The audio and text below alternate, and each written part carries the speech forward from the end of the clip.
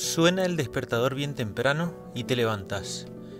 Ya tenías las zapatillas, la ropa y el reloj preparados. La noche anterior comiste liviano porque tenés pensado hacer muchos kilómetros. Te estás atando los cordones cuando alguien de tu familia, que no entiende de qué vale tanto esfuerzo, te pregunta: ¿por qué corres? Salís a la calle, comenzás a entrenar y te queda resonando esa pregunta que tantas veces, muriendo de cansancio y transpiración, te hiciste a vos mismo. Y es la pregunta que muchos nos hacemos.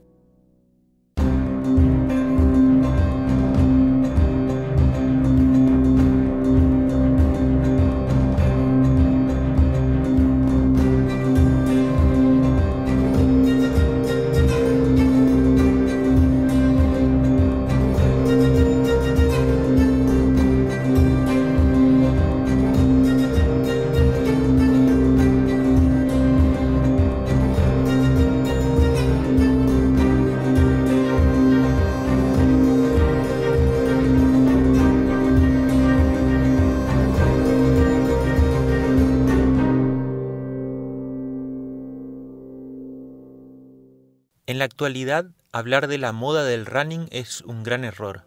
Las personas que no lo practican lo imaginan como un hábito pasajero. Piensan que se trata de un boom del momento, como las canchas de pádel en la década de los 90. Cansados de los cortes de calle en cada carrera y los corredores invadiendo los espacios públicos, quieren que sea una locura que pase pronto. Sin embargo, el running es un deporte que viene con un crecimiento constante hace 3 décadas y su popularidad sigue subiendo de tal manera que es desacertado hablar de una moda. Es un deporte que se practica cada vez más y con más intensidad, que tiene cada vez más adeptos, más carreras y más sponsors. Pasó de ser un deporte para atletas olímpicos en pistas de atletismo a un hobby de masas que se practica en la esquina de tu casa. No existe ciudad, pueblo, espacio al aire libre que no cuente con su grupo de corredores, con ropas fosforescentes, con sus eventos para runners y sus grupos de entrenamiento semanal. Las competencias, en otras épocas cerradas y con pocos espectadores, hoy en día son eventos multitudinarios. Casi no existe fin de semana, obviemos el coronavirus por favor, sin que no haya una corrida. Hay carreras de 5 kilómetros, de 10, de 250, carreras de montaña, carreras de calle, carreras de noche, de día, en temperaturas bajo cero, carreras con disfraces y hasta carreras nudistas. El crecimiento del deporte fue acompañado por una industria que gira en torno a él. Y si sos un runner fanático y querés contar con todo lo que te ofrecen las marcas de deportes, ya no alcanza con el short muy corto de los atletas de otras épocas y las musculosas del atletismo. Ahora podés adquirir zapatillas para trail, zapatillas con amortiguación, calzas, cinturones de hidratación, relojes inteligentes, auriculares Bluetooth, remeras térmicas, mochilas de aguas, luces reflectivas, geles energéticos, cintas kinesiológicas, lentes de sol y hasta mangas para calentar los brazos. Son productos de un mercado que no existiría si no tuviese su amplio público. El crecimiento del running fue tal que de 2008 a 2018 los participantes en la distancia de maratón, una prueba no muy común que exige una gran preparación para soportarla, subieron en un 47% en hombres y 57% en mujeres en esos 10 años. Alcanza con recorrer la evolución de la Maratón de Buenos Aires, que arrancó su etapa moderna en 1984 con unos pocos cientos de participantes y hoy en día ronda los 10.000 corredores, convirtiéndola en la más grande de Latinoamérica. Una de las carreras más populares del mundo, la Maratón de New York, tuvo su primera edición en 1970 con 127 participantes, de los cuales solo 55 terminaron la prueba. En 2019 los corredores fueron 53.520. La aplicación de seguimiento deportivo Strava publicó sus promedios de 2017, afirmando que 240 millones de personas alrededor del mundo habían subido su entrenamiento ese año. En una muestra de lo que este boom del atletismo influyó en la economía, Nike pasó de facturar 16.000 millones de euros en 2010 a 31.000 millones en 2018. Adidas de 13.000 a 21.000 millones. ¿Qué explicación podemos darle a este crecimiento? ¿Por qué el running prosperó sobre otras disciplinas? Como fuente de entretenimiento no es tan vistoso comparado con otros deportes, como el básquet, el tenis o el fútbol. Incluso los que lo practican no suelen sentarse a mirar cómo terminó una final de atletismo o una prueba de 800 metros. Entonces, ¿cómo pasó el running de ser aquel deporte que nos negábamos a hacer en la secundaria a algo que necesitamos practicar todos los días? Tratando de encontrar una explicación, vamos a ir para atrás, muy para atrás.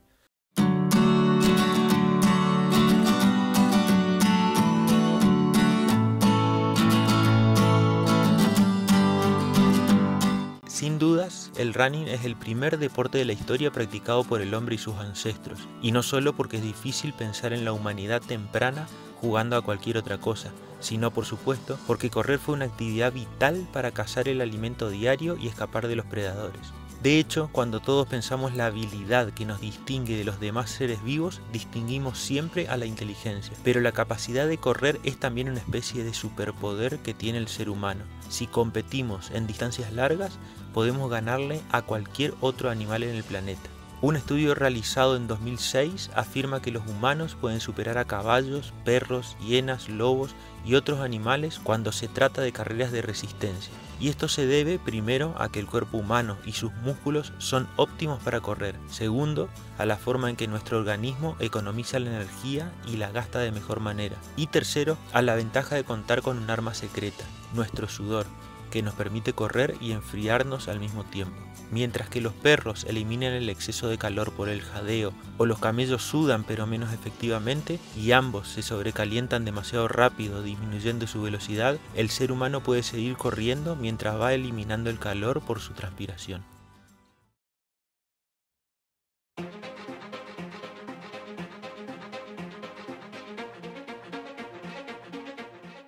La acción de correr como competencia aparece ya desde principios de la historia, donde se pueden observar carreras unidas a festivales religiosos en áreas como el Imperio Romano, Egipto y África. Los Juegos Tailteann, un festival deportivo de Irlanda y que data de 1829 a.C., es una de las primeras competencias de las que se tiene constancia. Un ejemplo de cómo el hecho de correr está relacionado a la buena salud fue el festival de Ef-Set en Egipto. Esta era una ceremonia para saber si el faraón era apto para seguir en el cargo. Cuando cumplía 30 años en el trono, se le conducía a una especie de pista de atletismo donde debía correr tan rápido como pudiera para demostrar que era físicamente capaz de reinar, y esto debía repetirlo cada 3 años. Una prueba que no estaría nada mal hacer algunos políticos para saber si pueden seguir gobernando. Pero si de correr e historia hablamos, un lugar se nos viene a la mente y es Grecia. Desde el 776 a.C., en los primeros Juegos Olímpicos de la Antigüedad, se tiene constancia de carreras de velocidad en esa región. Y en la cúspide de estas carreras a pie aparece la maratón. Su origen proviene de la historia de Filipides, quien según la leyenda corrió 246 kilómetros hasta la ciudad de Esparta para pedir ayuda contra el ataque de los persas. Posteriormente, fue enviado desde la batalla de Maratón hasta Atenas para anunciar que los persas habían sido vencidos. Se dice que corrió la distancia sin detenerse y al llegar exclamó: "Hemos vencido", antes de colapsar y morir. Para celebrar las dos hazañas, en Grecia se celebra el Espartatlón, una carrera de 246 kilómetros entre Atenas y Esparta, y la popular maratón a nivel mundial, que es la prueba más conocida del atletismo. Podemos abrir aquí un pequeño paréntesis y hablar de la polémica que gira en torno a la palabra maratón. Una o un maratón es una carrera de larga distancia que consta de 42 kilómetros y 195 metros. Erróneamente se usa para otras distancias. Algunos corredores y hasta organizadores de eventos hablan de maratones de 10 kilómetros o maratón ciudad de tal o cual lugar cuando solo tienen 5 kilómetros. Esto hace que, en un mundo donde la gente se pelea por cualquier cosa, los verdaderos maratonistas se ofendan por la mala utilización del término y los que corren menos de 42 kilómetros piensen que es una ofensa no llamarlos maratonistas. Pero se trata solo de utilizar bien el término. Maratón es solo la prueba atlética de 42 kilómetros y 195 metros. Media maratón, una carrera de 21 kilómetros. Ahora podemos cerrar paréntesis. En la era moderna, en los Juegos Olímpicos de 1896, la maratón se corrió con una distancia de aproximadamente 40 kilómetros. La misma distancia quedó para los Juegos Olímpicos de 1900 y 1904.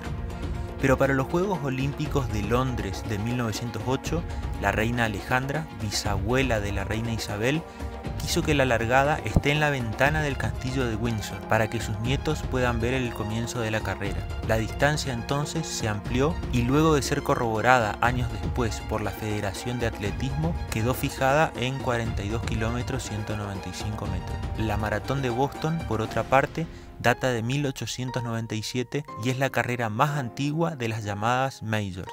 Las restantes son Londres, New York, Tokio, Chicago y Berlín. Todas estas eran, por supuesto, competencias reservadas solo para hombres, pero en 1967 Katrin Switzer cambió la historia al anotarse de incógnito a la maratón de Boston, entrada que estaba prohibida para el sexo femenino. Katrin no solo corrió contra el deseo de los organizadores que trataron de impedirlo, sino que finalizó la prueba ganándoles a muchos hombres. Este fue un suceso que defendió la igualdad de las mujeres en el deporte y ya para 1984 se incluyó por primera vez la maratón de mujeres en los Juegos Olímpicos de Los Ángeles. Dat is een verschrikking toch eigenlijk. Als je wilt finishen, grenzen zijn in de sport, dan lijkt me dat die hier zijn overschreden. December 83 in Sacramento. Afzichtelijk. We gaan hier nu over de finish.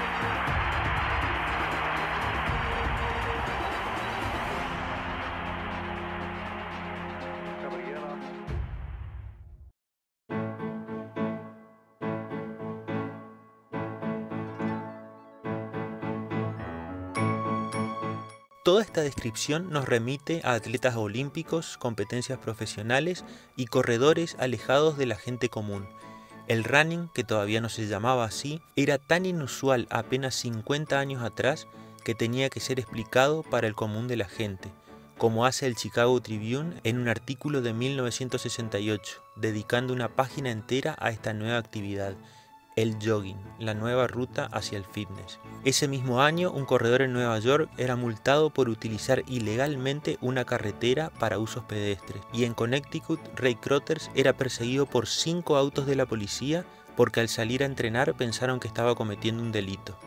Los atletas corrían, pero el running como distracción para el común de la gente era todavía algo atípico. Fueron los años 70 los que iniciaron el auge del running como hobby, a la vez que crecían los eventos deportivos y la fabricación de ropa deportiva para ajustarse a la demanda. Tanto que en esta década se empezó a hablar del boom del running, un boom que se puede decir todavía no paró. El running como el deporte al alcance de todos llegó para quedarse y fueron varias las razones de este suceso.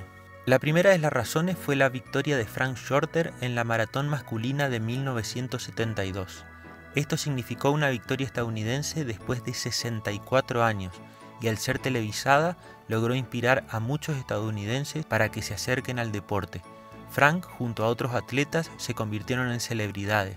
Uno de los más conocidos, casi como una leyenda dentro del mundo del atletismo, fue Steve Prefontaine, que con su carisma, sus frases filosas y sus récords le dio mayor atención de los medios al running. Una serie de publicaciones acompañaron este boom. En 1977 salió el libro completo del running de Jim Fixx, que hablaba de los beneficios no solo físicos, sino también psicológicos de correr, y fue un éxito de venta. La exitosa revista Runner's World, que venía publicándose desde 1966, se volvió mensual en 1973. La fiebre del running era avivada por todos los medios de comunicación. I started walking. Then gradually, as I got in shape, I began to run. Now I run 3 days a week. My family and friends say how healthy I look. My complexion, my figure, I don't know a better beauty treatment. Pero fueron dos entrenadores, Bill Bowerman de Estados Unidos y Arthur Lydiard de Nueva Zelanda, quienes más contribuyeron a la difusión del running como pasatiempo. Bill Bowerman fue un entrenador estadounidense que supo entrenar a 31 atletas olímpicos y varios campeones que alcanzaron récords en el atletismo. En 1964, Bowerman y Phil Knight crearon una pequeña empresa llamada Blue Ribbon Sport. 7 años después, la pequeña empresa cambiaría su nombre por el cual todos la conocemos hoy, Nike, el mayor proveedor mundial de calzado y ropa deportiva. Las ideas de diseño de Bowerman llevaron a la creación de una zapatilla para correr en 1968 que se llamaría Nike Cortez y que rápidamente se convirtió en un éxito de ventas, convirtiéndose en uno de los diseños más emblemáticos de Nike. Durante un viaje a Nueva Zelanda en 1962, Bowerman conoció las ideas del entrenador Arthur Lydiard. Arthur era un excelente preparador físico de atletas de élite, conocido por su método de acumular kilómetros y dividir la preparación en etapas. Además, difundía la idea de una rutina de ejercicios y que se trataba de correr por salud, para mantenerse en forma y mantenerse motivado a través de clubes de atletismo. A comienzos de los años 60 había fundado el que se considera el primer club de corredores popular, el Aglum Jogging Club. Bowerman importó esos conceptos a Estados Unidos y comenzó a escribir artículos sobre los beneficios de correr. Creó programas de entrenamiento y publicó un libro en 1966 con un cardiólogo llamado simplemente Jogging. Inspirado en Arthur Lydiard, Bowerman divulgó el concepto de correr en grupos, de la necesidad de mejoras en el calzado, del deporte como algo que podía hacer cualquier persona. Más y más personas comenzaron a practicarlo. Los medios y las celebridades lo defendían. Correr ya no era exclusivo de atletas de élite, había nacido el running. El boom estalló en Estados Unidos, pero en unos años 70 y 80 sin internet, las modas tardaban más en trasladarse a otros países. En Latinoamérica comenzó a popularizarse masivamente a finales de los 90 y principios de los 2000. Ya a mediados de los 2000 se convirtió en algo multitudinario. Correr se convirtió en un hábito a nivel personal y en un fenómeno social a nivel comunitario. Correr entonces ya no fue un boom, sino una actividad mundial que convocaba a más y más gente que se inspiraba mutuamente. Durante el boom de los 70, los expertos estimaron que 25 millones de personas solo en Estados Unidos se iniciaron en algún aspecto del atletismo. El nuevo auge de estos últimos años, magnificado por las redes sociales, superó ampliamente a ese primer boom, con estimaciones de 200 millones de personas en todo el mundo que han comenzado a correr en los últimos 5 a 10 años. Los eventos para runners continúan creciendo cada año en cantidad y participación, con números de inscriptos récords, entradas agotadas, sitios web de los organizadores colapsados y eventos novedosos y extravagantes que tratan de darle al hecho de correr una nueva forma de divertirse. No solo las carreras tradicionales de calle o de aventura están en auge, ahora se puede correr con salpicaduras de pintura sobre la piel, en la oscuridad de la noche ayudado por pequeñas luces o hasta vestido como para ir a un casamiento. La última maratón de Beijing, a modo de ejemplo, recibió a más de 30.000 corredores, con las solicitudes agotadas en las 13 horas siguientes a la apertura de la inscripción.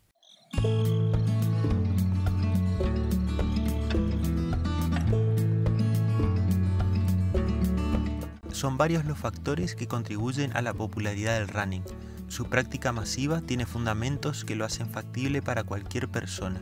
El primero de ellos es su accesibilidad. Se trata de un deporte donde no se debe contar con otras personas como los deportes que necesitan de contrincantes o parejas. En cualquier momento del día podemos salir a realizarlo.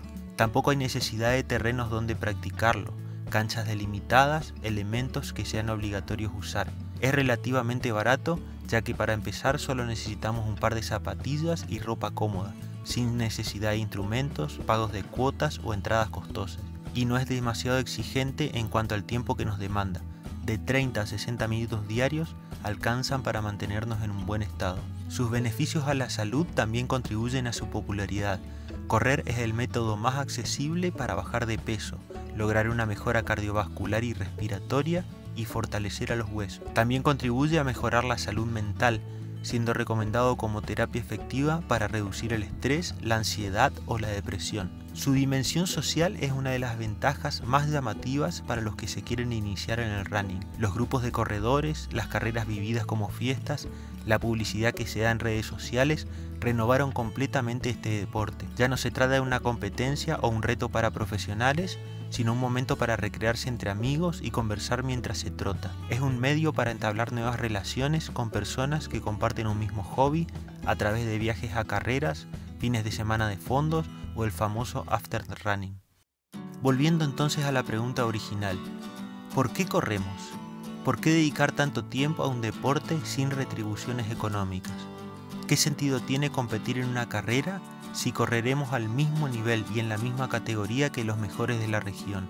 La firma Adidas encargó un estudio entre 6.000 corredores de 6 ciudades que reveló que el deseo de ser el más rápido ya no es lo primordial.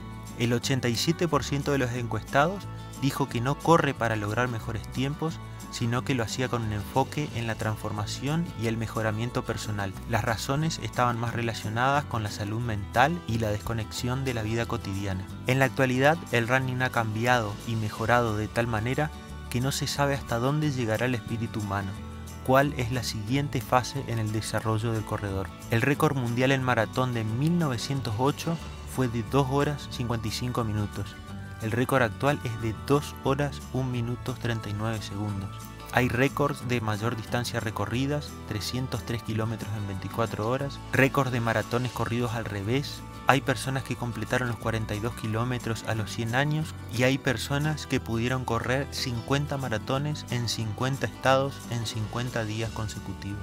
Pensar por qué corremos entonces termina siendo una pregunta tan personal como por qué vivimos o por qué somos felices.